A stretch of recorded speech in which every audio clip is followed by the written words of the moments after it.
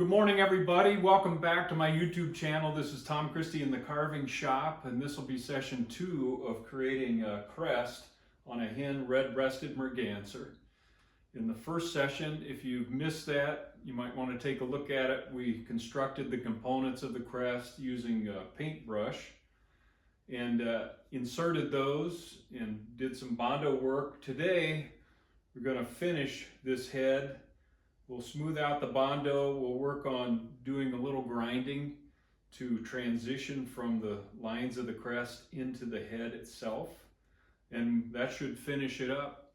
So it'll be a short video today, and let's get right to it. Thanks for coming back.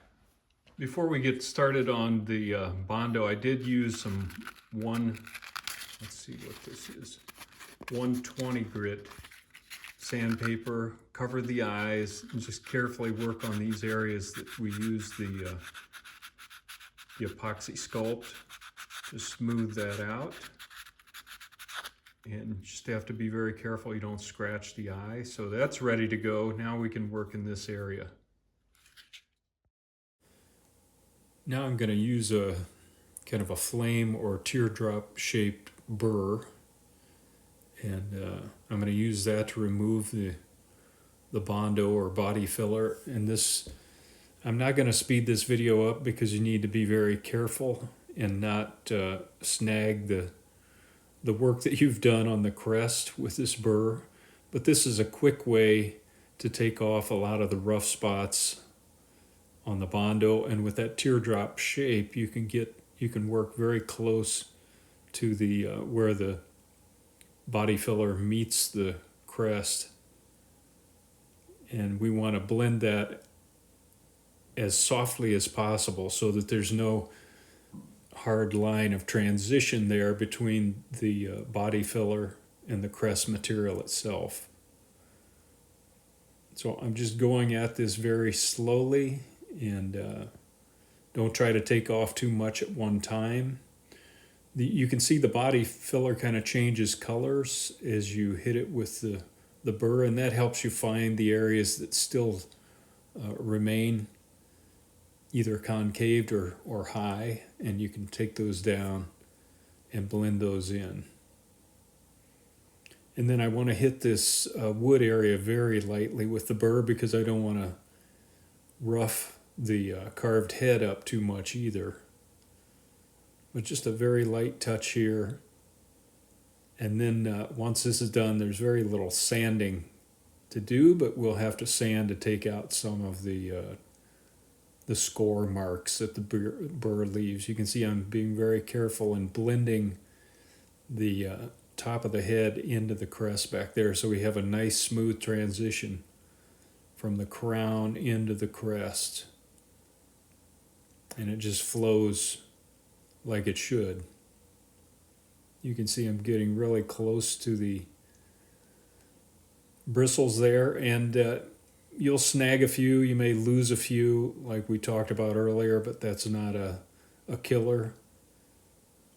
And you can just kind of remove any loose fibers after you're done. So now that we've looked at this for a little bit, I'll speed the rest of this part of the video up so we can just watch the remainder of it more quickly. Once I've taken the real rough stuff off and the high spots in, you can just carefully go back, and I've got some 5-minute DevCon epoxy there along that transition line too, and we need to smooth that out as well. And then we're going to come back with some grinding equipment and just pull transitional lines from the crest into the back part of the head so that we make a nice transition there. And this is getting pretty close to where I want to be. And then we'll use 120 grit sandpaper to smooth things out. And I want to take out any roughness that the burr has left. So some burr carving lines, we're going to smooth that all out and smooth that right into the crest. You just have to be careful you don't hit the brush fibers too hard with your sandpaper, because it will start to damage those or frizz them up. But you can hit them a little bit and get a nice soft blend there. All right, I'll work on this a little bit more. All right, I've got that sanded pretty smooth, and I tried to remove as much Bondo right along the junction line as I could. And now we want to pencil in some guidelines. Basically going to follow this feather flow into the carved part of the head and use a grinding bit to kind of continue these lines into the head to kind of make a natural looking flow into the crest right across the junction point there. And we'll probably lose a few of the paintbrush bristles, but that's not a big deal. The most important thing is enough work here to really try to disguise and hide that junction line as much as possible.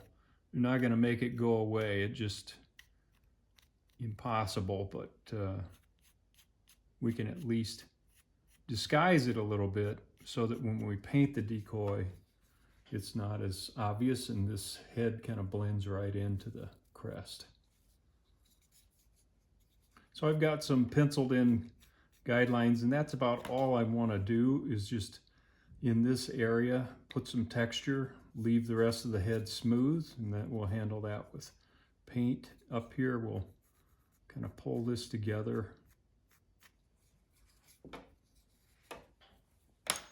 All right.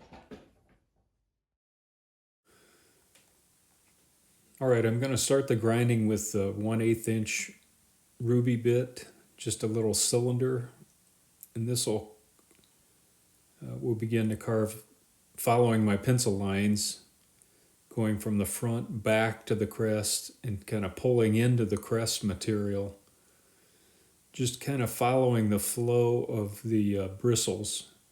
You can see I'm grinding through some of the epoxy, some of the body filler, and you just have to kind of go back and forth at this to smooth that out. We want to break up that hard line between the bristles and the Bondo and glue. And so some of these I'm carving deeper to cast a little shadow and break things up a little bit more. Some of them I'm keeping very shallow, but with this 1/8 inch ruby cylinder, it gives us kind of a nice soft grind line. And then we'll come back at it with a little bit more of a detailed ruby bit to put some finer lines in place. First, I want to get this kind of rough texture put into the transition area. So I'll speed this up now. We'll just go at twice speed so we can get through this, but you can see the process. Just using an old paintbrush, brush the dust out of there, and you can see some of the shadows that those grinding lines are creating. And it's starting to blend into the side of the head. So same process on this side, and you can see I did some center line work at the top to kind of blend that carved head into the top of the crest there.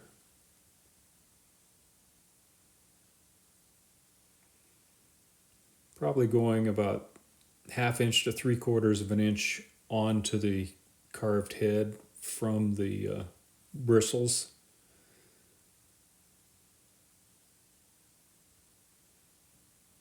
Taking off anything that's loose. And now I'm going to go to the finer cylinder. This is another ruby bit or diamond bit. And this will allow me to put a little finer grind lines in some of these areas.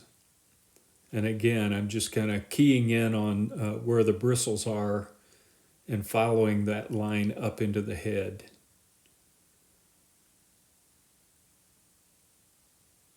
So this small cylinder kind of goes between those larger carved areas that we did with the 1/8 inch cylinder and adds some more detail.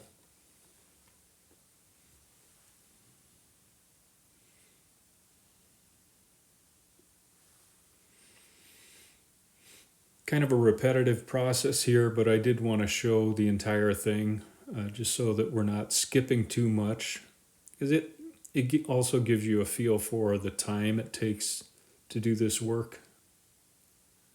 So you can see I'm going through that area multiple times until I'm satisfied with the way it looks, and that's looking pretty decent.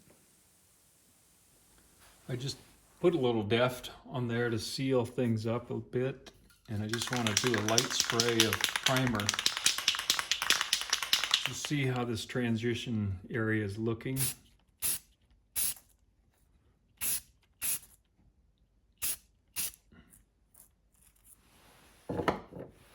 It gives me a better feel for how it's going to look when it's painted. And we can do some things with paint to further disguise some of these areas of transition between the bristles and the glue and Bondo, but it's looking pretty good.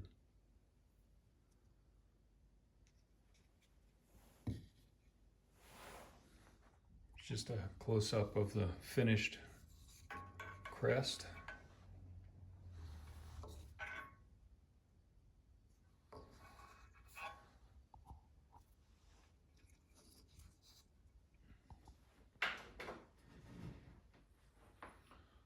All right, everybody, just a quick session today to finish up the Merganser Hen Crest installation, and you can use this approach on other types of wildfowl with a crest, so you may want to give that a try. Until next time, Tom Christie signing out. Good carving to you. Hope to see you at the World Carving Championships in the end of April. Coming up soon.